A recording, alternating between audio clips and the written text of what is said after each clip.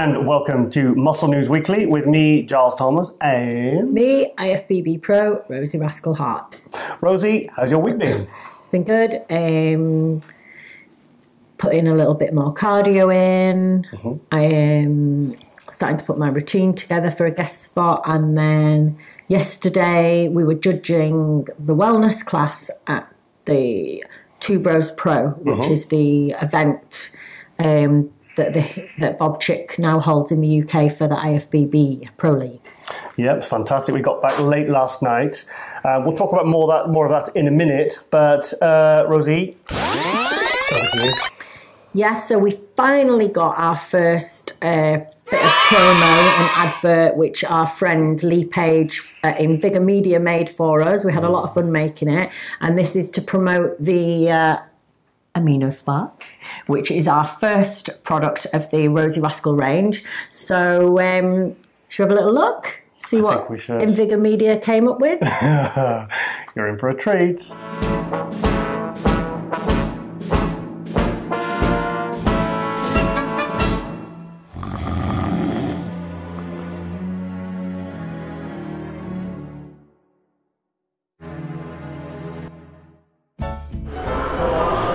For a session. Okay. How much is it? Don't worry about it. What's going on here? I'm not having this. What's that? Amino Spark? That's exactly what it is. Amino Spark. Turn around and flex that back. We'll grow old, but we'll stay toned, and the gym will be there till the end. I'll never be pear-shaped. These racks won't lose their shape. Dumbbells are a girl's best friend.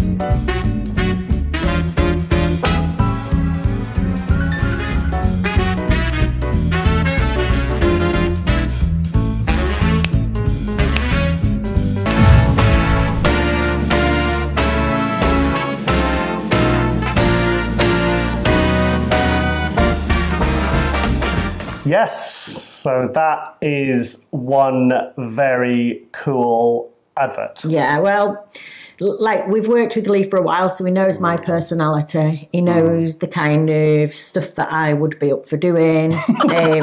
So yeah, it was a lot of fun, and I think it was. I think it captured the fun and the quirkiness. So I'm looking forward to doing the next one now for the Mighty Me. Yes. Fat burner. Yeah, the non-steam fat burner, which should be out, I think, probably in the next 1 to 2 weeks. So, yeah, because I was obviously there with you whilst you were doing the film, and I was trying to stay out of the way for most of it. But when I first got in there, Lee said, oh, this is my ideas. And I was thinking, is he going to be able to pull this off all into one video? And because obviously I was watching snippets and doing little bits of filming myself just with my phone just to get a bit of stuff for Instagram and the show. And yeah, I was just thinking, I couldn't try to work out how it was all going to kind of piece together, but it pieced together beautifully. I am so happy with it. Yeah. Are you happy with it? Yeah, I love it. And I just think the guys were such good sports. Yes. Because they were just like at the gym, and I think Lee had sort of sent a message out to people at the gym to say if anyone could be around to help us out, but I don't think they quite realised what we were going to ask them to do. So yeah, it was good. Well, I saw Paul, the guy in the red tutu at the end. I saw Paul yesterday, and we literally just had the video sent through on WeTransfer. I had it on my phone literally within minutes because we were there at the cafe howling with laughter watching this advert because it was so well you. Yeah. And I showed him. I said, Paul, I want to show you something, and I showed it, and I think it was him and his girlfriend, and he thought it was absolutely hilarious. Yeah, he loved it. Didn't he was fair play. He was a really good sport because, and his acting was actually a lot better in the advert than it was in real life, because his acting in real life was terrible. But it actually came out pretty well. I think it's because he took that many takes. He's got his own style. Little style, yeah. But big thank you to Paul. Big thank you to Base Gym for allowing us to film there. We really do appreciate that, and we're just absolutely overjoyed with what we've produced there. Yeah. So yeah. So anyway, yes, the Two Bros Pro. It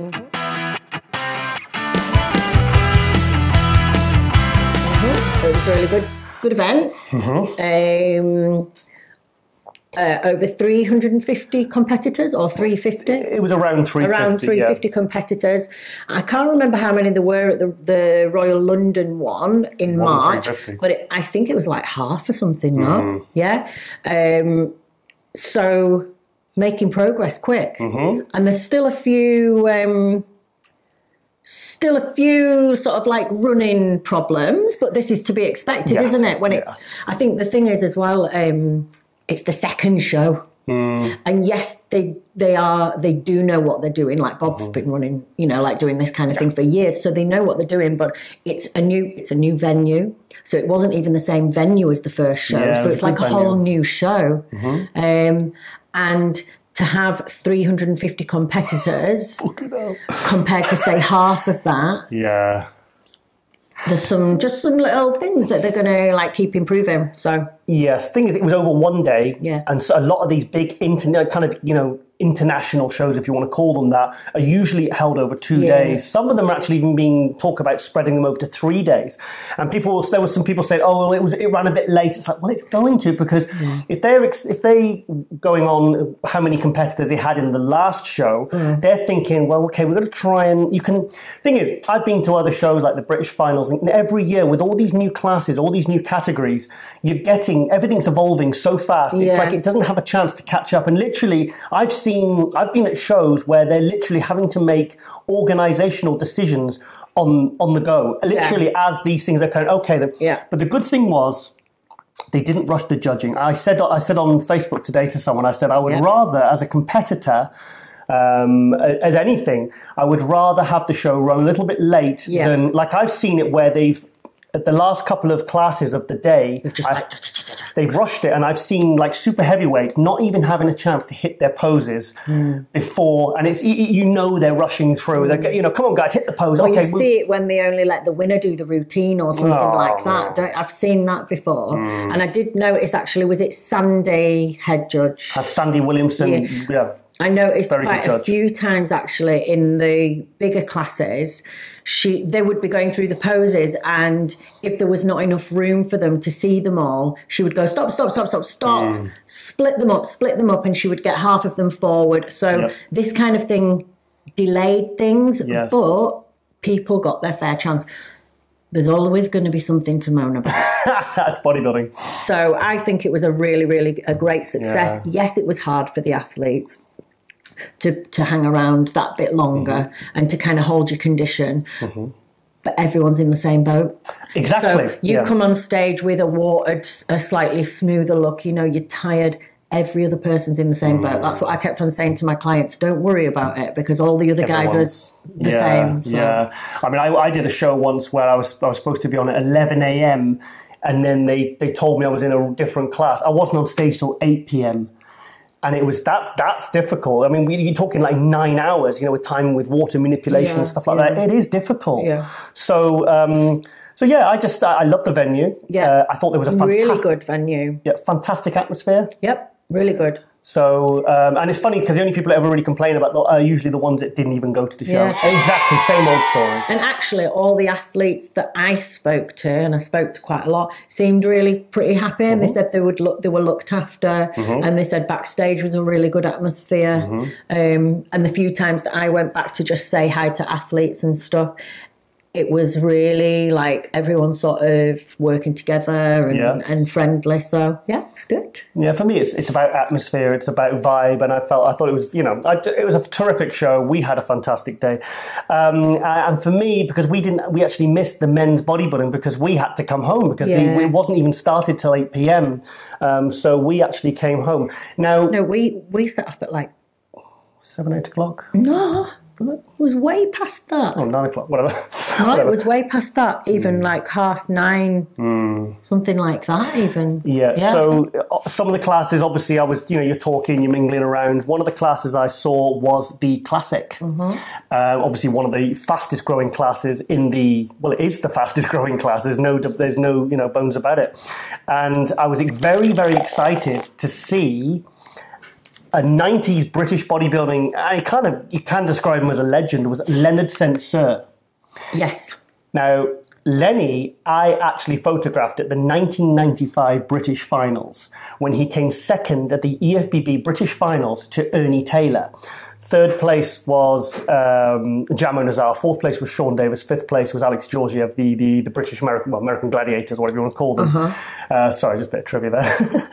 And he was like, this guy was competing back in the 80s. He was a fantastic junior. He was a fantastic misters. And then he actually got his pro card at the 1996 European Championships. He won the Belgian Cup 95 and 96, 2 years running. And then he was eligible for his pro card, but he had shoulder problems. So he didn't take his pro card. So that was in 1996, the last time he competed. He's come back 22 years later. 22 years later, came in, won his class. Sorry, hang on a second. So he got awarded his pro card. He never took it though. He never paid for it. He said, well, I had a shoulder problem. He said, so he stopped competing. Yeah, but surely you would still take it. Well, he just because then you would be an IFBB pro forever. He just never took it, whether you competed or not. I've seen guys who've turned pro who've not competed as pros and then come back as amateurs, say as masters. I've seen Steve Crichton do it. I've seen Carl Tierney do it. Who were pros? Is there like a cut-off point where, say, if you didn't renew your pro card for so many years, you're actually not a pro anymore? I don't know, but I have seen guys go from pro back to amateur. So maybe I could go back to NPA again. Okay. So there was Lenny at 50 years old. And I've got some footage of him on stage in his class and in the overall, so just check this out.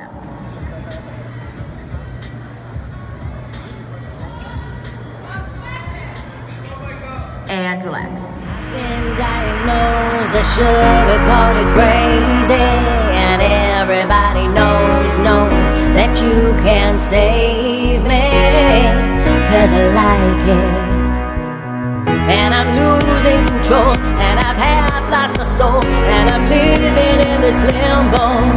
I'm sugar-coated crazy, I'm sugar-coated crazy.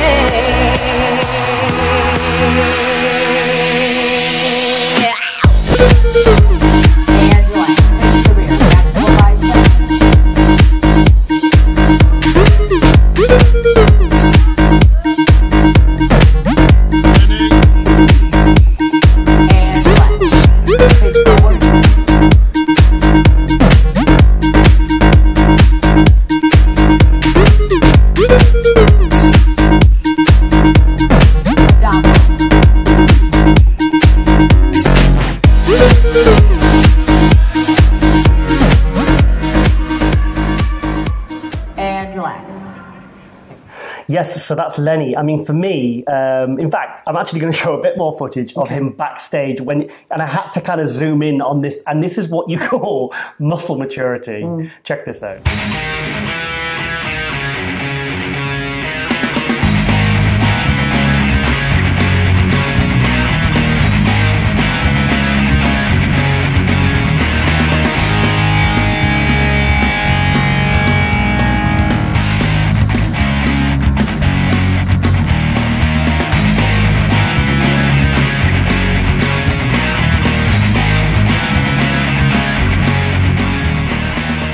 Yes, so Lenny won his class, and in the overall, again, I'll show you some overall footage. So let's go to that now. No one else can get into my mind. You control all my thoughts and my moods all the time. I know it's wrong and it's bad for my life, but it's too late, 'cause I've left everything else behind. Oh, can't get out 'cause I'm in too deep. I can't get out 'cause I'm in too deep. I can't get out 'cause I'm in too deep. Yeah. So I had the overall between Lenny and the Ryan Cartwright. Yeah. That was what I considered to be classic. Was Ryan the one with the red tan? No. All right. No, he's the guy. He's the guy that won it. He's the guy that won the overall. Right. Yes. Yeah. Yeah, he had a nice shape. Yeah, it was very complete. I kind of preferred the other two. I mean, the thing is, those 4 class winners. They're all going to be good. Yeah. So yeah, I mean, it wasn't a huge shot. So but Lenny's condition was the best out of all of them.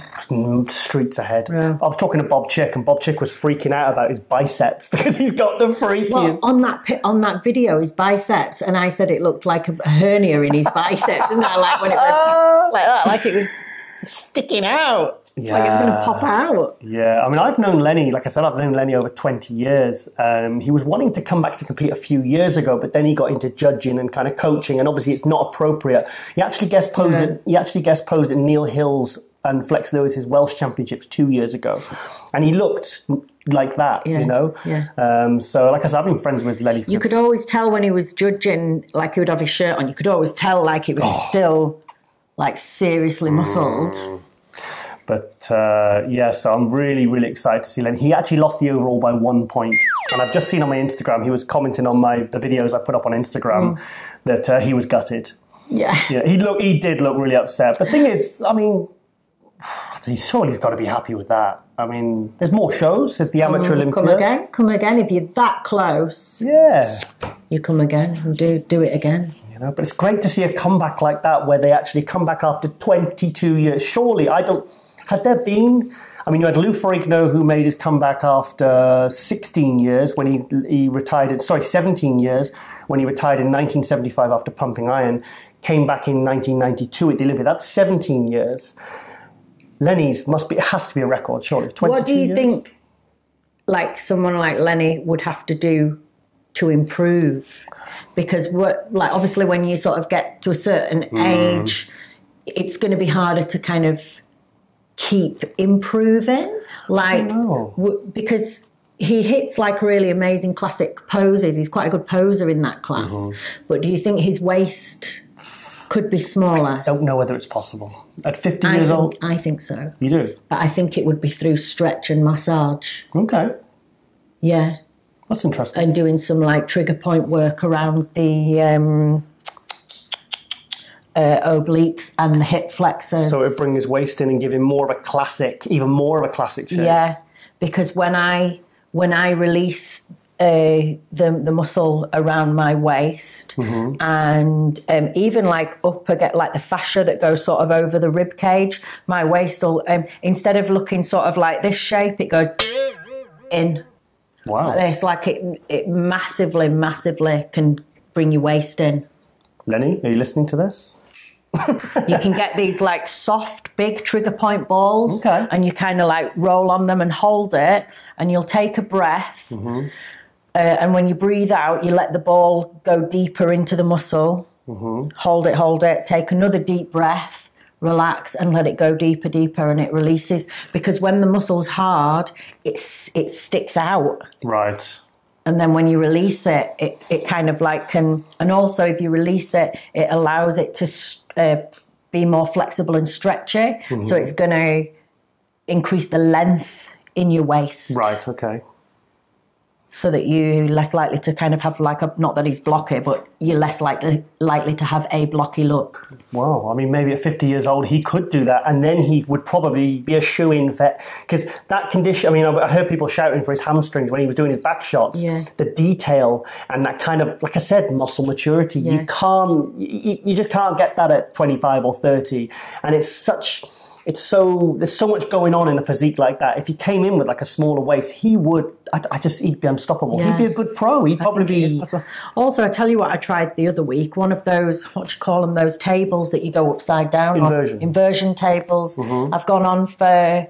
I can only do about 10 minutes at a time, but I've done it 3 times, and I swear my body looks different. Really? Yeah.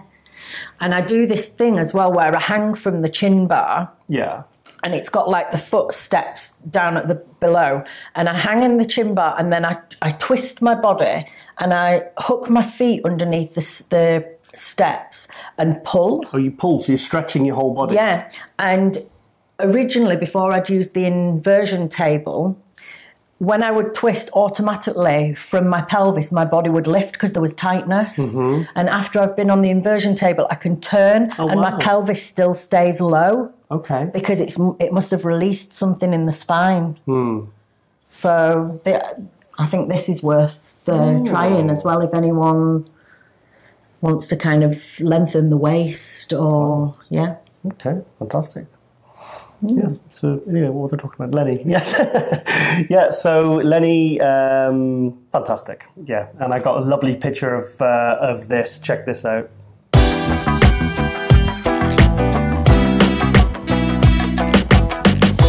Yes, I put that on Facebook and I said, look, it's the baby Jesus. Did he like that? Yeah, he said, kind of tagged him into it. Yeah. So also another highlight of yesterday was seeing a huge legend in British bodybuilding.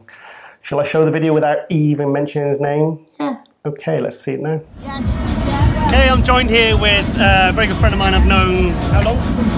About 20 years, 19, 20 years. 20 years. Charles Claremont, obviously a fantastic pro from the 90s. What's it like coming back to these shows then? Well, quite a lot's changed, but it's fundamentally the same. But yeah, it's still the good vibe. A bit strange because obviously I'm on the other end of it now, but yeah, on the whole, it's good and interesting. So yeah, it's good. Anyway, it's obviously always good to see Charlie. Like I said, I remember I used to come into the office back in '99 when I was working for Muscle News, and the girls in the office used to call him Mr. Eyes and Thighs. I'm blushing. Just blushing. Yes, so where are you going? Look at his thighs. Oh, right. Oh, they're gone. Yeah, so obviously it's always great to see Charlie at the events. It's always nice to see the old timers. Yeah. So thanks for that. Thanks for that. So hopefully get to see him soon on Muscle News Weekly. Right. Yeah. So Charles Claremont. Charles, do you remember Charles Claremont? Yeah. I might be totally wrong, but I always used to feel like him and Billy Payne used to remind me of each other, the way they looked when they were younger. Oh, but I can't see that personally. So maybe, I don't know. No, I don't see it. Sorry. Do you think they look like each other in the face, though, a little bit? Not really, even slightly, no. Sorry. But Charles Claremont actually retired the same year as Dorian Yates. He retired in 1997. Now, his highlight, his best ever year was in 1993, was actually his first pro year in the IFBB. He actually did the British Grand Prix in 1992, and he only had 6 weeks to prepare for it because I think because he was like a 3-time Mr. Universe in NABBA, and then they gave him his pro card and said, look, you've got to do the British Grand Prix. So he did it, and he got last place. Right. Comes back in 1993, wins it, and he beat Flex Wheeler, who just took second to Dorian Yates that year, Kevin Levrone, who just got 5th at the Mr. Olympia, so Kevin got 3rd, Sonny Schmidt was 4th, and Milos Sarcev was 5th. Now, I've actually got a photograph I took at that show. So, I mean, I was 4 years old taking the picture with my camera. I was just a toddler with a camera. No, I was actually 17. And printed the picture, and I've got it framed actually in my office. So it's a beautiful photo of Kevin Levrone getting announced in 3rd, and he's going like that. He's really pissed off, and there's Charles Claremont and Flex Wheeler like shaking hands. Yeah, they're really excited. So yeah, that was probably the highlight of his career. He had many good placings. He made top 10 at Olympia several times, but he just had. I mean, he's such a beautiful physique, This, just classic. You're talking about classic physiques. There was a classic physique, huge arms, tiny waist, tiny joints, amazing abs. I mean, just a real kind of beautiful physique, you know, nothing that it was, you know, you could go, oh, you know, it's really kind of acceptable. So it was really good to catch up with Charles Claremont. And in the video, as you saw, the little mini interview I did, when I used to work at for a British bodybuilding newspaper called Muscle News, my first job, Metrex, that was in '99 when I was living down in London, working for Dorian Yates and a guy called Naeem Qureshi. That was my first big job in the industry. He used to be friends with Naeem, and he used to come over every now and again to see us. And I remember he sat with me because I used to run the Metrex store, and we used to run the distribution and the newspaper and everything, and do everything from that one spot. And he came in and he spent the whole day with me once, and this was in '99, so this was 19 years ago. And I remember he just sat all day, like helping me put the newspapers into the subscribers, you know, putting the stickers on, licking envelopes all day, and I basically just sat there with one of my heroes. Why did he do that? Because I'm cool and probably wanted to hang out with me. No, he just came over and he went, "No, I'll give you a hand, Giles." And I went, "Oh, but really?" Yeah, I was like, you know, Charles Claremont, you know. And it's funny because it was part of this other store, which was like a ladies' clothes shop, and one of the girls there, like I said, she used to come in, they always used to swoon over him because they thought he was so beautiful. And they used to call him Mr. Rising Thighs. And I think that day she came in there, the girls must have come in maybe 10 times asking me if I wanted a coffee, Giles. And I said to him, you maybe ask me once a month if I want a coffee. So yeah, that was good memories. Yeah, so it's fun. And Charlie still looks good. He still loves being involved and seeing, you know, it's nice to see him. People like him, like JD Dewadu, you know. Another, like I said, later, Lenny, back to Lenny, he was one of the original Muscleworks crew, you know, the Ian Wadley, the Jamo Nazar, the Amory Francis, the Ian Wadley, you know, that kind of, the original, the Muscleworks monsters that were all, they would take up most of the spots at the heavyweights of the British finals. They all looked like pros. And it was just a very famous gym, and so Lenny's one of those, as well as and Charles Claremont, I think, used to train there sometimes as well. So I'd like to show you a bit of footage from backstage, because I went backstage at the Two Bros Pro and I had a little run around. Yeah. So do you want to see that now? Yeah. Okay, let's go to that now.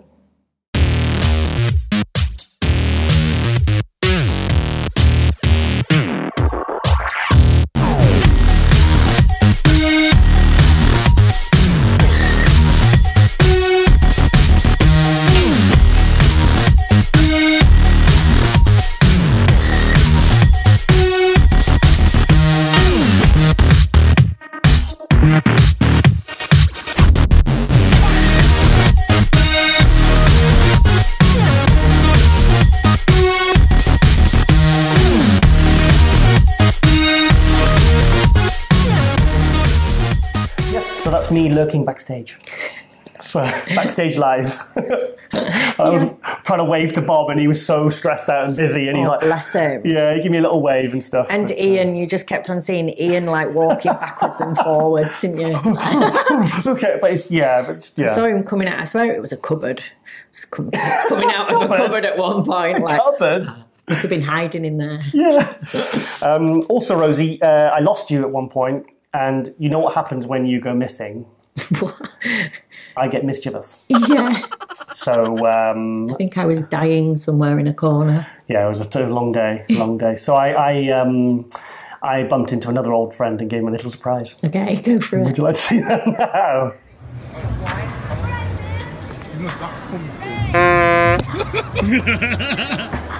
What is it? You're not going to lie.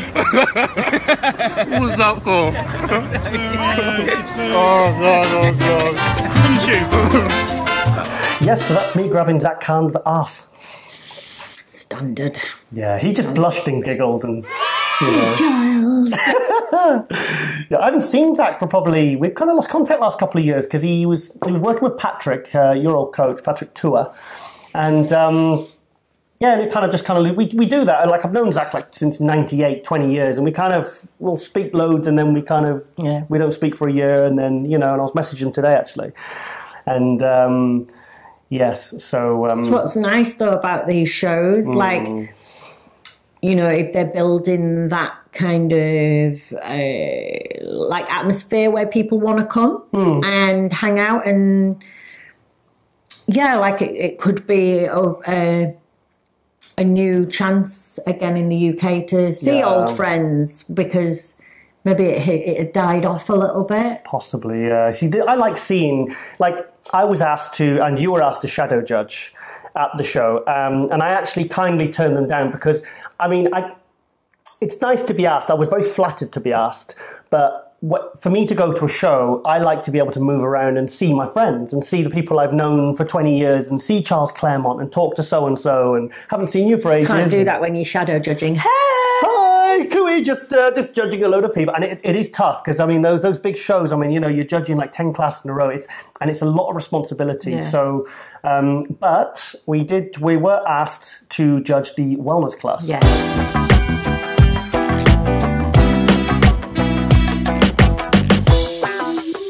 Which was awesome. I thought it was a really good standard for the first tryout to see, because obviously it's new. So maybe, how many were there? Like 9. Nine, that's girls, right, yeah. So 9 ladies. obviously there's probably a lot of girls holding back and waiting to see how it goes before they jump in. The girl that won was like clear. She looked like a Brazilian pro.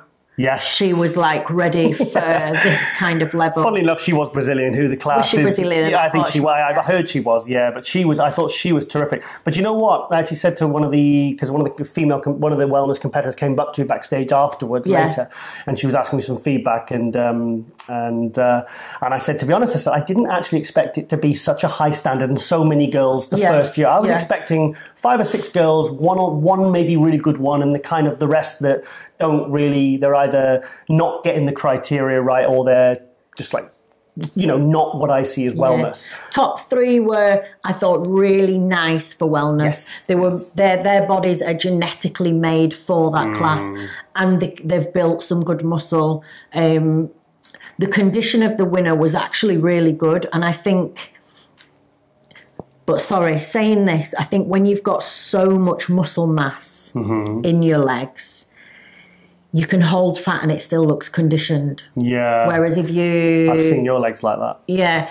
But I think below top 3, it was a little bit, because I think the girl that came 4th, for me, had such a beautiful look. Sarah. It was the girl with the long blonde. Was Sarah 4th? Sarah was 4th. Sorry, the 3rd place, the blonde girl. Right, yeah, I know the one, yeah. She was very tall and she had a beautiful shape. She had nice presentation, but she kind of looked a bit more like a big bikini girl. Right. But like I said, it's kind of an experimental class, so it is going to take a couple of years. Like bikini, men's physique took a couple of years to find its feet. Women's physique still doesn't really know where it's going. Yeah. So, yes, and it's funny because as we were walking up to the judges' table, Ian puts the microphone in my hand. He says, "By the way, Giles, you're head judge." And I was like, "No, you all tried to get me to do it." No, yeah, I'll do it. Go on then. No, everybody, the mic started off at the left and worked its way down. Everybody passed it down until it got to me, and then everyone was just like, "You can do it, you can do it." I was like, what? So I said, "No, ladies, I'll take care of this one." Giles saves the day. Because obviously it's literally front, back, walk to the back. It's not like it was hard to do, but you know when you're not prepared and you think, what? And you've got to do it on a microphone, like... Because obviously, like for me, being head judge, I've got to kind of... that's why I said, right, ladies, decide which. We've got to do 5 call... Right, ladies, I'm the head judge. I'm in charge. We've got to do 5... We've been told to do 5... We've been asked to do 5 call-outs. So we're going to bring the first, what we see is the first 5, then the rest, and then we start mixing, matching. I says, if you want me to move them around, let me know. Write any extra call-outs on a piece of paper, hand it over, and I'll... And I just passed him a piece of paper with a dick and balls on it. I didn't really. And also, probably shouldn't say this, but I've got a confession. Go on.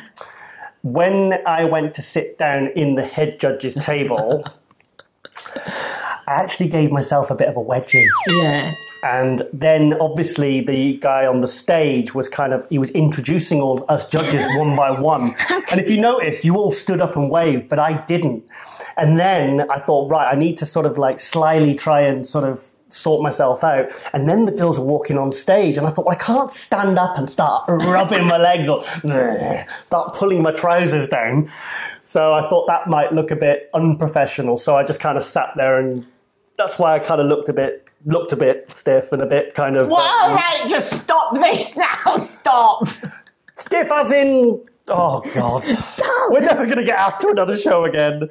But anyway, I think we did a good job. I think the placings were good. I'm trying to be professional now, Rosie. Oh, my God. So, blown that one, mate. Well, it was great knowing you two, Bros Pro. We've had a good run. So, yes. And also, it's, as always, I like to have a little smug moment to myself at least once a week because... well, I'm pretty awesome, really. Do you want to know why? Yeah. You're really interested.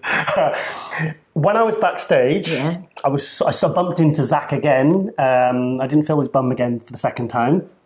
And he called me over and he said, Giles, come and have a look at this guy. This is a guy called Radoslav Angelov from Bulgaria. The last time he competed was 10 years ago, and he actually came over. The last time he competed, he was 65 kilos on stage, so he would have been a lightweight. Okay. He came over by himself, and I don't know how he knows Zach, but I think maybe Zach just, I don't know, maybe Zach just spotted this guy's very small in clothes. You could see the guy was in condition. And then Zach, well, we'll go to the video now because I took a bit of footage there, so we'll check that out now. Yeah, Zach, put him through some poses. Come in close, Zach. Double bicep pose. Double bicep. Wow! No. Jeez! Lat spread. Come on, Zach. Lat spread. He is good, isn't he? He's good. Side chest. Yeah. Squeeze that. Good man. Rear shot. Rear lat spread. Boom! Game over. Okay, Fantastic. in third place, Good man. Nice. That's it. Right on. we have number Watch out for this guy. 324, Mario Vicini. Yes, so obviously when that guy stripped off, I was like, holy shit. And you know what? I had a little wander around. I went back to Zach and I said, Zach, I bet you that kid wins the overall. Yeah. I said, even though he's an 80 kilo, I said, there's nothing that I've seen backstage that comes close to that level of that guy's quality. And then this morning, when I looked on my Instagram, He won the overall, and he's and it was some I think on the Two Bros Pro Instagram said he was quite a clear winner. Right. So 85 kilo, I believe he was. Beautiful physique, and what a prospect for the 212s. So yes, It was a good standard. Yeah. There was like a couple of really good fitness girls. Oh God, the one with the piano on the Seriously good. Fantastic. Yeah. There was also, I'd like to talk about your two clients that I didn't really even know much about until you kind of said, "Oh, these are my clients, Giles." And these two girls walk on stage in different category. Do you want to tell us about them, and then I'll add mine? Yeah, I've got my client Samantha Liddell, which Women's Physique, and we've been working together, I think, for about a year. She comes over and visits me once a month, and we have like 3 days together, and we train and do posing. And she's like, we'll do posing for like 2 hours at a time. She comes over and we spend like a whole 2 hours posing. I like the posing. Posing is beautiful. She's picked it up really well, and she has this really long waist that allows for classic posing. I like that. You see, I think you'd shown me some progress pictures last year or something of her doing a side tricep, the way she leans into it. And then when she hit the pose, I went, oh, I know who you're talking. I know, you've shown me this girl before. Yeah. I recognized her. And I was really impressed with her. She's kind of... She has an amazing shape.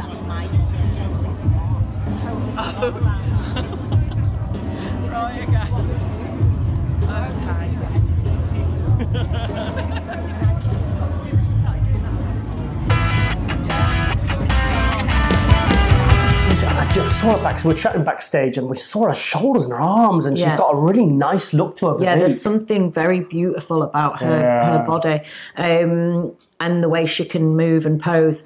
But she's only been training for 2 years.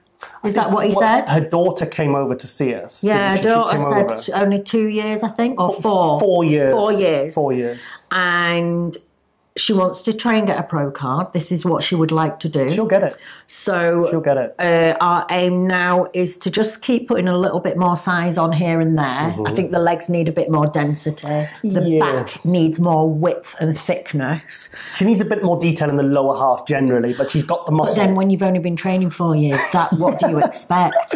Wow. You're not going to, well, some people might do, but you're not going to have that kind of feathered. She wants feathered quads, and I think maybe that's another 2 years away. I think another year. Do you think? Yeah, I think another year. I think another year, and she could be seriously. I think if she'd had more detail, she could have been battling out for first place in that. I mean, she looks so good. In fact, do you want to show a bit of footage? Yeah. Okay. Did you get any close up worth watching? Or? Well, I can zoom in on everything. Okay. We'll see. I can send some pictures over anyway. Okay, so let's check that out. Quarter turn to the right.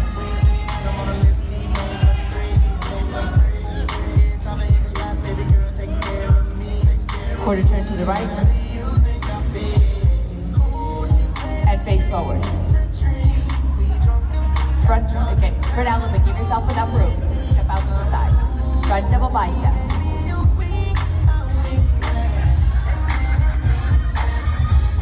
And relax. 330 and 335 switch. 330 and 335 switch. Now, either side for side chest.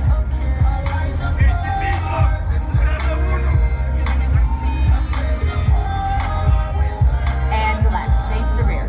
Back double bicep.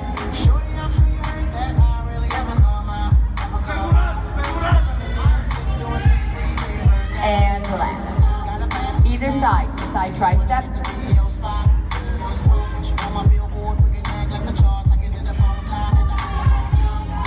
And relax, face forward. Abdominals.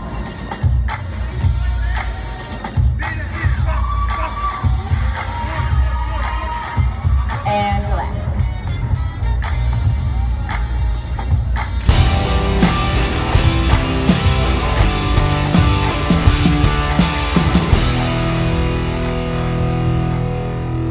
Yes, so that's Sam. I got big hopes for her. Yeah. So we're going to get back to the gym, and I mean, it's amazing what we've done with her physique actually, because when she came to me, she was very trappy. Right. It was quite a masculine look. It was quite rolled forward. She couldn't hit her side quarter turns because this was so rolled forward and tight. So what I did was I took out all chest training for a while. Okay. And all I had her doing was stretching the pecs. So every single session I had her doing work on the upper back, light work to strengthen it, to bring the posture up. And we worked on the rear delts, moving everything back to the posterior. And every single session I made her do band release for chest. I might try that. Once her posture was where I wanted it, we then put some pec work back in again. Okay. You've suggested that for me, haven't you? Because I really struggle with my chest development. Yeah, I would say, and I mean, I've done this before. If I feel like my posture's too rolled, I won't train chest for a couple of weeks. I'll just stretch it, and that's it. And then when I feel like my posture's right, then I'll go back into the training. Because otherwise, every single time you're training, you're just bringing this. Yeah. Like if you look in the mirror, if you stand straight on in the mirror, just relax, and you have your arms down by your side, you should be able to see your thumbs facing the front of the mirror. But most bodybuilders will see this. They'll see the front of the hands because the shoulders are rotated the wrong way around, and the hand kind of sits like that instead of that. If it's like that, there's work to be done. Okay. Yeah. Okay. Well, yeah, so big, keep an eye on her. Yeah, as Samantha. And then my other client is Zen. Amazing. This girl. ZZ. Do you know what she reminds me of? She reminds me of, like, she's like a British version of LaToya Watts. She came out and I went, that's your client. And I was like, she's absolutely amazing. To me, she looks like a pro.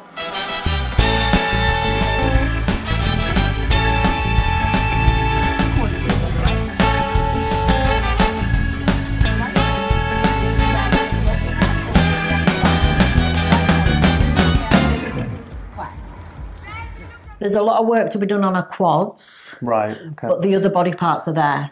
Everything else is there. Again, we worked a bit on her because the lower back was very thick, like a little frigging mini Ronnie Coleman or something. Yeah, it was so thick. So we had to change the back training. Right. But what a beautiful... And we've got to get her on the show. Get her on the show maybe in the next couple of weeks. Yeah. Her and Sam, because like I said, you've got these clients and I didn't realise how good... Because like I said, you're very private with your clients and, this is something I need to start working on. Yeah, but you're a coach and you're not a promoter. No, but even for stuff for myself, because I was going for my session with my mind coach, Rob Latte, and he was saying, like, nobody really knows what I do or what I know. Yeah. The knowledge that I have, that I've gained over the last 14 years about training, about sculpting the body, not just building muscle, but sculpting it. And also the fact that of how hard it has been for me to gain muscle and how hard it's been for me to gain muscle and keep feminine. Yeah, oh yeah. All the thing this is not all fluke. Everything's been learning. And he was like saying to me, you have all this knowledge and you don't really tell people about it. He said, I need to be a bit more aggressive with sort of promoting myself. Rosie, you're someone that did what a lot of, I'm not saying all athletes, female athletes, but what a lot of athletes do in reverse. You improved your physique, but brought a more feminine package. Yeah. You actually, if you look at, say, how you looked at the Arnold 4 years ago to, say, your last London show, your physique was transformed, but yet you were prettier, more feminine, so, and that, like I said, that doesn't happen by accident. So, yeah, you need to share this. Well, it's been constant learning and researching, trying to find out every single way that I possibly can, how to build as much muscle and shape my physique as natural as possible. Yeah, yeah. And it's not so easy when you're not genetically gifted at building muscle. So, that's where my learnings come from. It's like sometimes you would, if you wanted to build muscle, you might look at the 20 stone guy and go ask him to coach you because you automatically think that he will know more. Yeah. But actually maybe it came easy to him and he knows fuck all. And you've got like the little girl that's built muscle, not so big, but she's worked hard here. Well, I've seen you prep plenty of guys and you put a lot of muscle. I mean, what do you put, like 35 kilo or something, 25 kilo on George? Yeah. With just changing his diet and his training. And I mean... so it's my friend George who I go to the cinema with and comes over to watch silly films. Anyway, we've got to really race through this now. So, thank you for that, Rosie. Would you like to see an athlete update? Okay, well, we've got an update from Kamal El-Gagni, the 212 winner of the Arnold Classic. The absolutely sensational, actually, well, he didn't come out of nowhere. I've known him for 20 years. And he sent us this little update, so let's go to that now. Hello Giles, hello Rosie. Just a little update what have been happening the last few weeks. As you know, we just finished Ramadan. It's been 1 week. I was fasting for the whole month. Yes, I did struggle a little bit, but it went very well. I think it did me very good. I did lose 8 kilos. I was 108. Gone down to 8 kilos, 8 kilos down. But it's a week after now. It's actually last Friday, and today is Friday, so I did put 5 kilos back, so it's all good. The prep is going very, very well. Training wise, it's very good. We do like the training. I send pictures to Chris every 2-3 days. He's happy with what we are and where we are, and he thinks like I will be definitely ready while before the 13th. I mean, he told me about 8 weeks he will be ready. It's just like, I think everything is going very, very well. I'm happy. It's like, I can't wait. I'm waiting for that day to be at the Olympia Say with all the other guys. It's very great. So that's what been happening the last few weeks. As you said, Ramadan, alhamdulillah, it's gone and we've done very well. And we keep you posted, and I will let you know everything what's happening. Thanks. I want to get you off. Get you off? Yeah. Get you off, I'll get you off. We'll go on. Under the table. Yes, so that's Kamal. So he's had to go through Ramadan. He said it, I think I said, he said in the update that was tough. Ramadan and being a bodybuilder, fasting all that for 30 days. I mean, I'd drop dead. I would drop dead. And now he's, so he's... I've got a feeling he could be top 3 Olympia this year, you know. I really do. I mean, to be honest, everyone was raving about him at the Arnold, but I know he can be better than that. I've seen him better than that. I have. His conditioning was... He'd sacrificed a bit of muscle tissue. I just know he could come in, and he's still got, I think, 4 or 5 pounds before he reached the 212 limit. So I think with him working with Chris Aceto, he's probably going to try and fill him out a bit. Right. So, so I just wanted to put it in a quick update from Kamal because, and we've got to go down and see him. Yeah. Got to get the products into his gym, and then we can go down and do a little promo or something. So we need to go down and see you, sir, because we're right on Kamal's doorstep, and, you know, he's our main boy in the 212 this year. So anyway, so thank you for that, Kamal. Okay, I'd like to go to another quick... now, this is an update, because I don't just like using people's clips without permission, because I'm a photographer, videographer. I've done all these things, and it really annoys me when people take your stuff and don't ask. And usually, 9 times out of 10, if I'm asked, I'll always say, yeah, you can use that photo, you can use that video. So there's an Instagram account called... Nick Vision, it's coming up on the screen there. Okay. A guy called Nick Vision, and he does these really nice 60-second motivational videos. So Charles Griffin, who also won the show the other week that I predicted he was going to win. Yeah. Yes, he's done a little one with Charles Griffin. So should we see that now? Nice. Okay, let's check it out. You know, I put my blood, sweat, and tears into this. I love this bodybuilding. I love the process. I love the grind.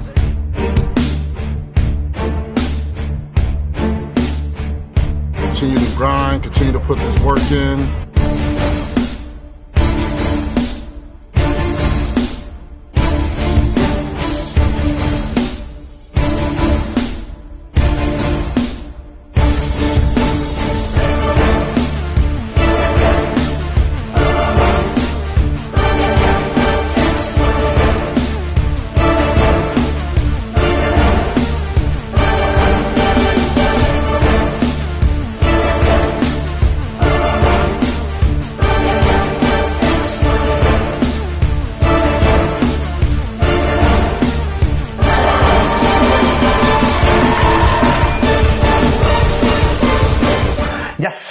I love those kinds of videos. They really get me kind of, they're the sort of things with the voice and, you know, you hear the passion and the, oh, I love it, and the music and, I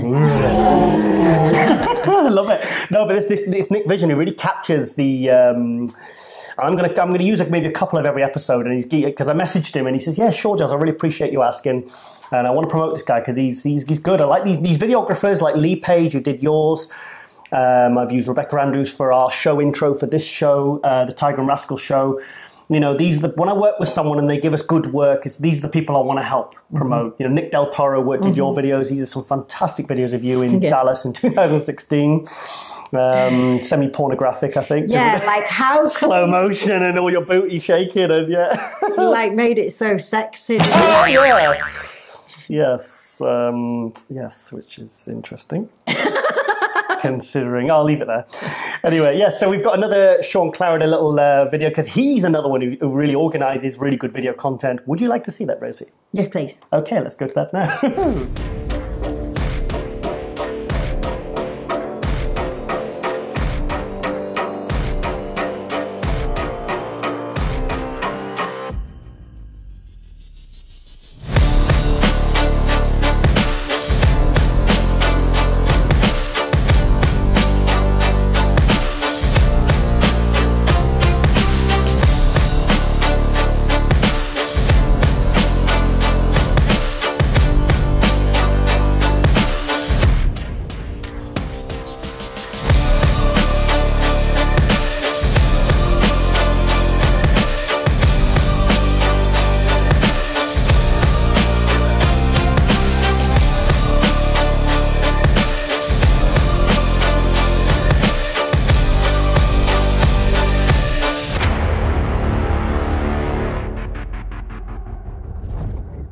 Yes, that's Sean Clarida. So I think he got 9th Olympian last year. I feel like I'm lying. No, yeah, he was 9th because Ricardo with Korea was 10th. Right. So I flagged up in my Rain Man brain. So yeah, I think he's looking to move up, and I mean it's just amazing that guy's like 170 pounds and he's smashing pro shows and won the New York Pro, and he's a kind of like, he reminds you like of that Ronnie Coleman work ethic where you know every single show he's just going to get better and better. Yeah. So even if he is getting like 9th and 10th to the Olympia, you know in 2 years if he's still around, you know he's gonna keep moving up because he's gonna keep improving. So love you, Sean. We like Sean. Yeah, he's a good guy. He's a really, really good guy. I really like Sean. So nothing to thank him for because I pinched that off his Instagram. So anyway, next I'd like to Flex Lewis. Yeah. I've got a little montage, just a couple of clips, and he sent me some photos from his Canadian show, the Flex Lewis Canadian Classic. And we'll put up some photos of some interesting, because he was on stage with some interesting guest posers also. Okay. So let's go to that now.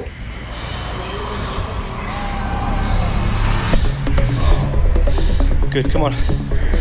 Keep grinding away. Good. Come on.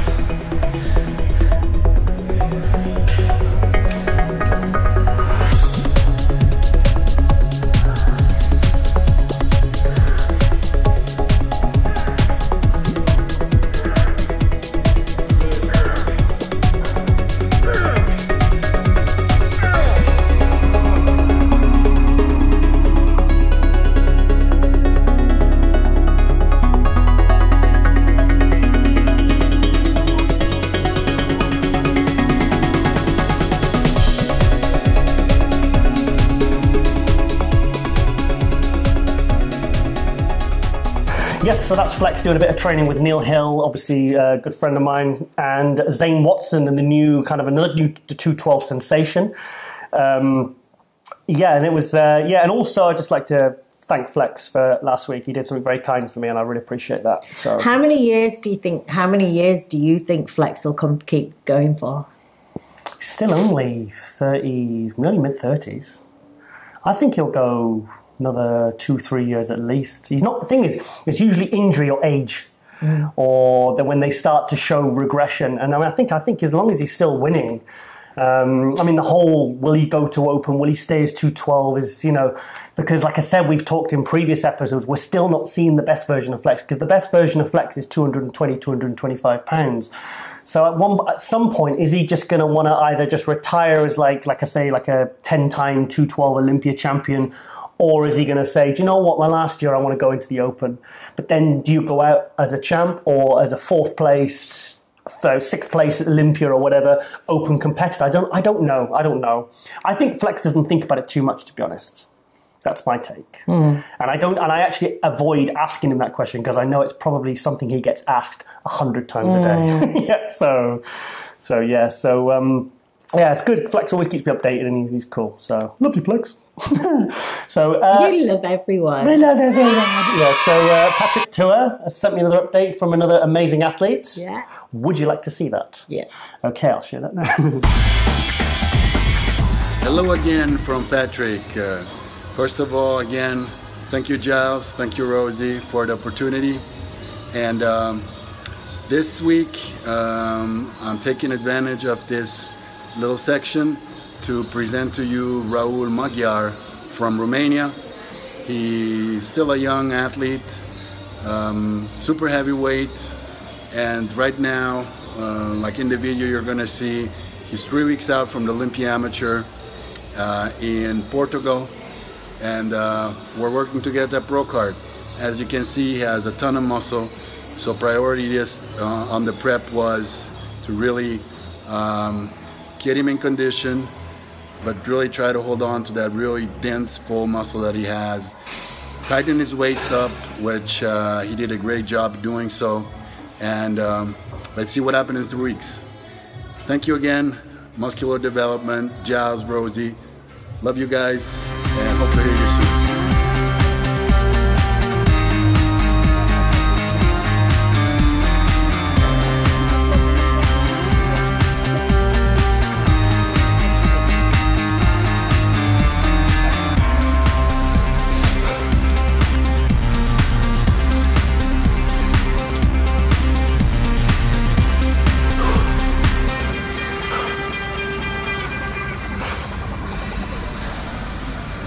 Yes, so that's Patrick Tua's latest client, and I've never seen a chest like that looks like it's about to explode.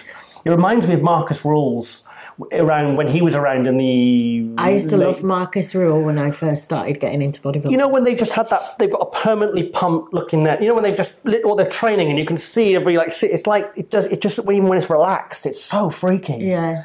So, so like I always say to Patrick, keep me updated with your athletes, because I mean he's working with so many athletes. All his athletes look amazing. Yeah, absolutely. So we're racing through. We were now. recommending him to someone as well, weren't we? Oh yes, yeah, that would be an interesting coupling.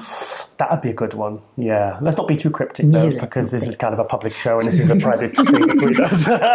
We know something you don't know. Yeah. Okay, so let's go to the next update. Yeah. A guy called John Jewett. Now, this is a guy turned pro a couple of years ago, and I think he was another one like Derek Lunsford who went from like middleweight to light heavyweight to almost like a heavyweight. It's like every show they just put on ridiculous amounts of muscle. And I really like this guy's physique, and he puts out really, really good video content, very professional, and he puts out a lot of it as well. And I like that guy. It's just like this guy. So would you like to see the video? Yeah. Okay, let's go to John Jewett now. Thank you for sending this in. Hey, Giles and Rosie, thanks for having me on your show. For those of you who don't know me, I'm IFBB pro John Jewett. I turned pro at the 2016 USA as a heavyweight. And then just shortly after, I did my pro debut at the Phoenix Europa and took 5th place there. Took some time off. My plan was to go into the Open, and I got up to like 260 and ended up getting really sick for like 5 weeks. My plan was to do the New York Pro this year. And so getting sick for that long, I went to Dominican Republic and got this crazy stomach bug. So I was around 240, and I was like, oh, I'm going to do New York anyway and take another run at the 212. So I just got done with that show. That was 3 weeks ago. And I was pretty disappointed with how it turned out. My color was way off. I was just way too light, and the stage lights were very, very bright. So I ended up with a 7th place finish, and the weigh-ins were tough too because they were at 9 a.m. and we had to get on stage by 11, so there's just not a lot of time to fill out. And for me, I'm 5'7", and I'm just barely squeezing into 212s, and so I was definitely kind of flat and smooth on stage. And so going into Dallas, I'm coaching myself, doing the Dallas Europa. Currently, this is Saturday here for me, so I'm 7 days out. And the plan after New York was to pull my weight down because I do think I could get tighter. So in the mornings, I've been waking up around 2:09. So my plan is to be able to eat and drink, and then right around 5 p.m. for weigh-ins, be right at 212, and then I'll have another day to continue to fill out because the show's on 2:30 on a Saturday. So the plan's to of course, to win. That's how I train. I train to be the champion, and my goal this year is to get to Olympia. So I'm going to do my best shot, give Dallas Europa everything I have, and get to the Olympia stage this year. And for me, I think the Olympia will be the best showing I could possibly have. Just have a longer weigh-in period, and that's always going to be the benefit for us guys that are a little bit taller and at the top of the weight class. For the future, though, plan to stay 212. I think I could be really competitive at it, and we'll keep trying to advance myself there. Thanks, guys.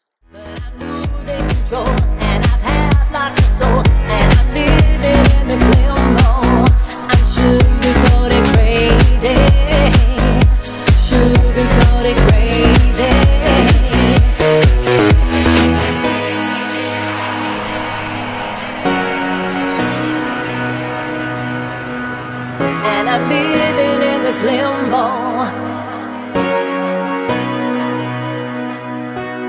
Yes, so that's John Jewett. He took 5th place at the Dallas.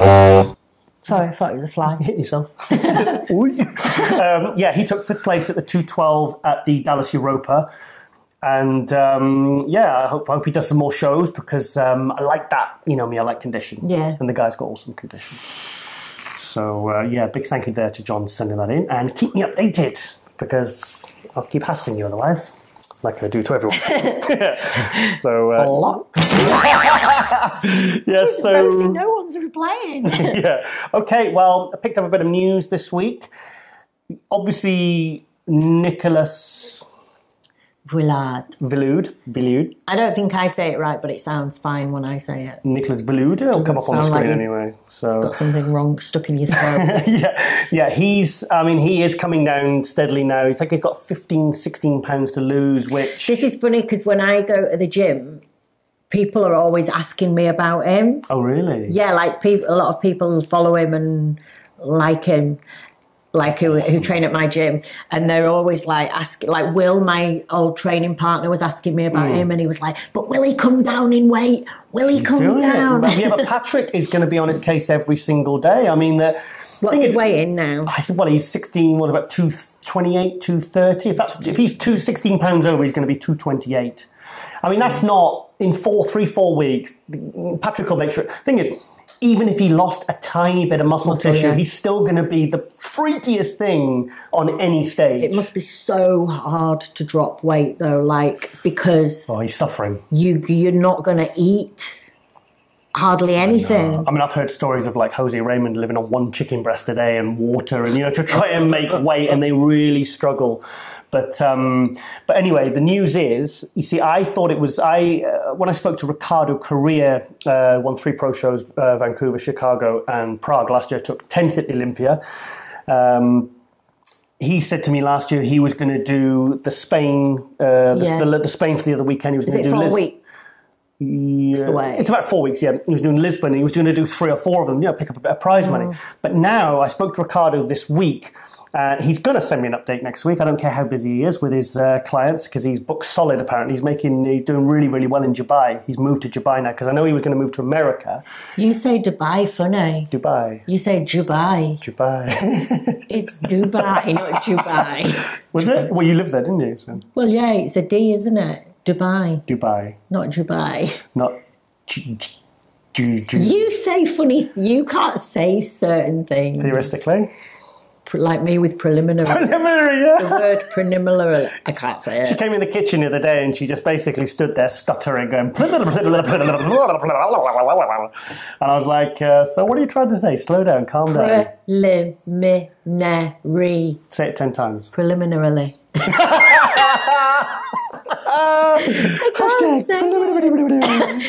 It's like me with musculardevelopment.com. How many times? Oh my God. Makes the tongue. Like when I'm at the Olympia in the Arnold, I cannot say musculardevelopment.com. Giles Thomas, because you're there, you're all excited, you're at the Meet the Olympians, and it's like, and you've got all these interviews, and you've only got like an hour or 2 to get everyone, and I have problems saying it. And I tried to say, can I just say md.com? And then Jordan says, but it's not the website. They're not going to put in md.com and go to musculardevelopment.com. Are they? Sorry. So it's all right. Anyway, so my point was, Ricardo isn't doing Lisbon. No, because he's qualified by winning the EVL Prague. He won the Prague last year after the Olympia. Yeah. So he's already qualified. So he's going straight through to the Olympia. Oh. So I thought it was going to be an epic showdown between Nicholas and Ricardo, and obviously you've got other guys that are going to be turning up. Yeah. So is it going to be a pretty easy win for Nicholas? I mean, like I said, you don't know who's going to turn up. You don't know how he's going to look. I mean, he's going to look amazing, but, so, so that's very exciting. So I'm really, but I was, It's going to be nice to see him on stage again. Yes, very much so. Because he's just setting the bodybuilding world on fire with this new freakiness, So crazy. Crazy body. Okay, Rosie, so let's go to your Rosie Rascal special offer video. Okay. Do you want to explain about that? Yeah, so we're doing a special offer on my shop, the rosierascal.com, where you can, if you buy one of the Amino Spark... this is UK price. Yeah, the UK shipping. It's extra for overseas. But if you buy 2 together, then you get it for... $42.99. $42.99, but you don't have to pay any shipping. Yeah. So it's like a really good bargain. You've done really well actually on the order, haven't you? Yeah, we've had quite a few in. It's going well. So yeah, it's going well. So get yourselves over to the Rosie Rascal shop on my website. Should we send the amazing video that an amazing guy who's just Best amazing just put it together, and he's like really cool. Should we show that now? Yeah. Hey guys, Rosie Rascal here. We've got the first special offer for the Rascal range on the amazing Amino Spark. You can get one for $24.99 plus shipping, or you can get two for $42.99 with no shipping. Just go to this website, rosierascal.com, and go to the shop and make your first order on our amazing Amino Spark, so you can all be a little bit more Rosie Rascal.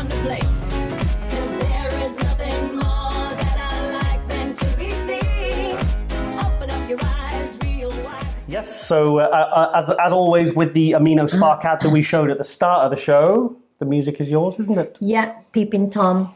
Peeping Tom, this was Twitch, wasn't it? We put the first one. Oh, okay, Twitch. Twitch, was it? No, Peeping Tom. So my knees no longer ache. Yes. With that beat for goodness sake. Just tired eyes look wide, going down memory lane. I know it. I sing it in the shower. Showing up and dancing. Jabbing with the swing. Don't realise it's going to swing. Sorry, anyway. What? Yeah, sorry, what are we doing? It's a bodybuilding show. We're just, Rosie, would you like to see a deleted scene from Jurassic World? Okay. You sure you want to see this? Obviously, because I'm in the know. I am connected to everyone in the world. You know, I'm really kind of hobnobbing with all the famous... Hobnobbing with all the famous people. So I get access to all the cool stuff. Put it on. Okay, let's show this then. Нереально, у нас все нормально, реально, нереально. Как дела? Нормально, нормально, нереально. У нас все нормально, реально, нереально. Как дела? Нормально, нормально, нереально. У нас все нормально, реально, нереально. Как дела? Нормально, нормально, нереально. У нас все нормально, реально, нереально. Yes, so that's exclusive deleted scene from Jurassic World. Do you like that? Yeah? Okay. Do you think I actually had a deleted scene from Jurassic World? No, you didn't? No. Okay, so... I just think you're a bit of a hobnob. Ooh, okay. Right, okay, well, we're going to go to another Nick Vision video. And it's got some British bodybuilding. Do you want to see if you can spot them and identify them? Yeah. Okay, let's go to that now. Basically, I love the way of life. I love to be up on stage and show them how much hard work I've put into my body and dedication. I love it. I think it's just instilled in some of us. We're born with it, you know, and the harder you work, the better you get. You only get out of life what you put in. It's a long time, consistently training day by day, taking each day as it comes. It's a long-term investment. It's not something that happens overnight. You can't just go ahead and get big or get defined in 3 months, 4 months like a lot of people want to do. And every time you push your weight, it's an investment, but it's an investment in your body. And you always walk away with it. Nobody can take it away from you. That's the great thing about it.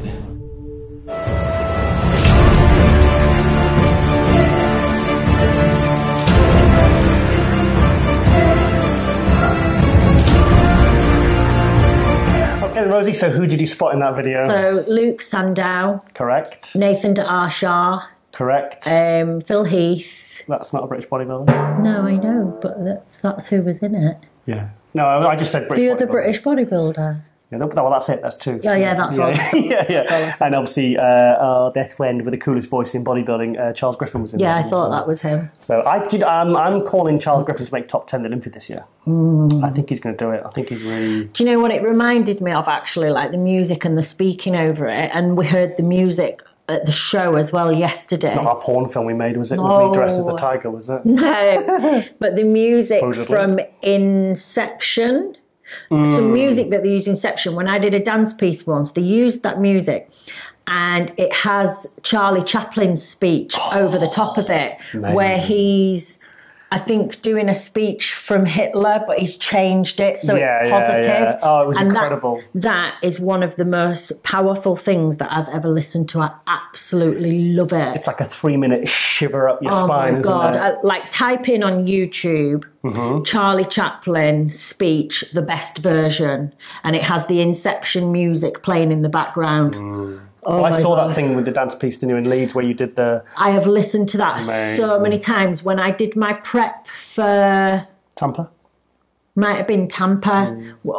Yeah, it might have been for Tampa, and I listened to it. I used to listen to it before I went into the gym, and I would cry in my car before I would go training because it would be, like, emotional, and it would make me, like, get fired up and think about what I was doing and why I was doing it and how it was important. I cry in the gym all the time. Yeah, because you're scared of the calf machine. Okay, yes. Yeah, anyway, what was I talking about? Yes, anyway, yes, so that's another Nick Vision video. So Nick Vision Motivation, coming up on the screen there. Check his page out, because if you want to, when you're... Oh, the light's just gone off. We'll just change that now. The light, the batteries keeps going off, even though I fully charge them before every filming session. Yes, so yeah, Nick Vision video.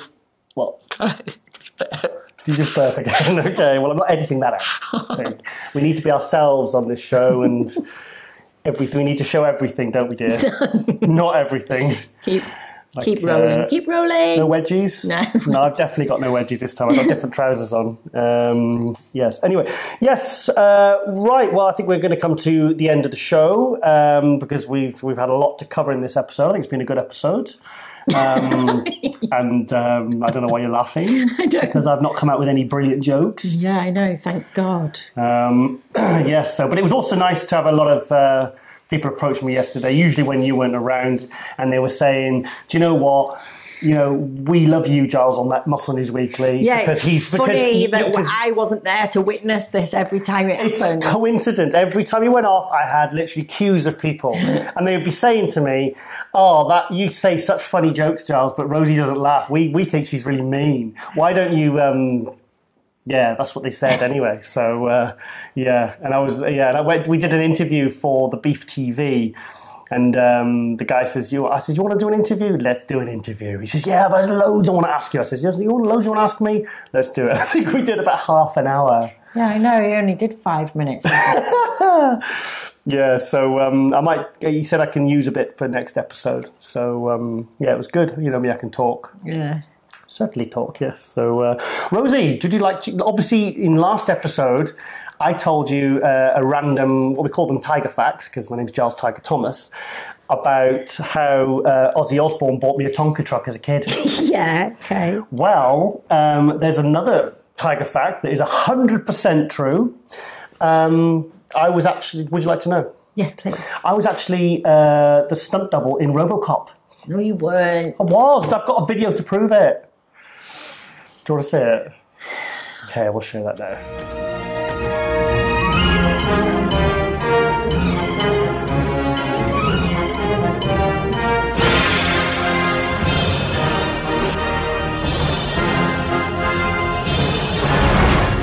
See, I told you. It's real. You can't fake that. It's not like there's an app that you can put your face onto other videos, and it's not. I mean, come on, that sort of thing doesn't exist. I mean, what manner of sorcery is that? Hey, Giles. These things don't exist, Rosie. Oh, come on, I'd never lie to you. Never lie to a woman. That's what my dad always said. Good old Tiger Senior. Yes. So. Also, next week, I think it's safe to say we're going to have a very special guest on, aren't we? Yeah. Yeah. Hopefully going to be speaking to the wonderful Juliana Malaka. Oh, Juliana. So, yeah, I really hope we manage to do that. I know she's super busy. So, yeah.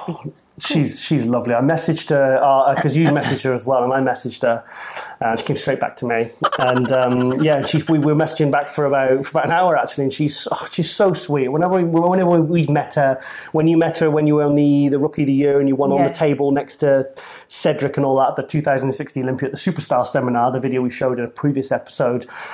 Yeah, just a really nice lady, really lovely. And we're going to do, because what we're going to do, we're going to start integrating Skype, recorded Skype sessions like the Ron lines, and we're going to use excerpts of that and put that into the show as a way of developing the show and moving it forward.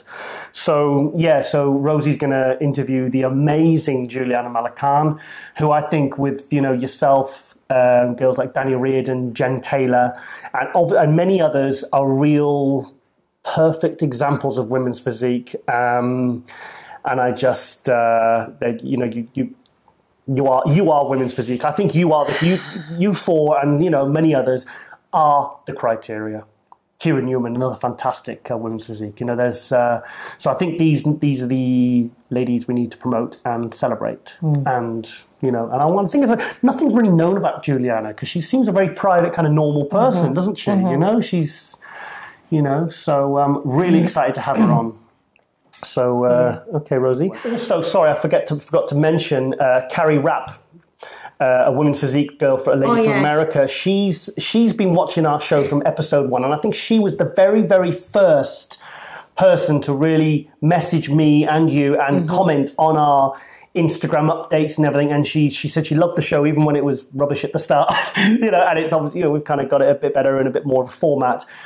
So we're going to have her properly featured next episode. Yeah, we've actually got a routine. I've got her routine saved on my emails. Oh, you do? Actually, yeah, so we can pop that in as well. Okay, I just wanted to say to Carrie and also to Golden Physique, you're going to be on next week as well. So, like I said, it was a bit of a rush getting back last night from the 2 Pro, and it was a wasp or something. No, it was a tiny fly. It was a big wasp.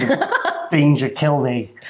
Eat, die. Come on, roll things along now. Roll things along because Rose needs to get away from me. So, so yeah. Okay, well, thanks to everyone for watching.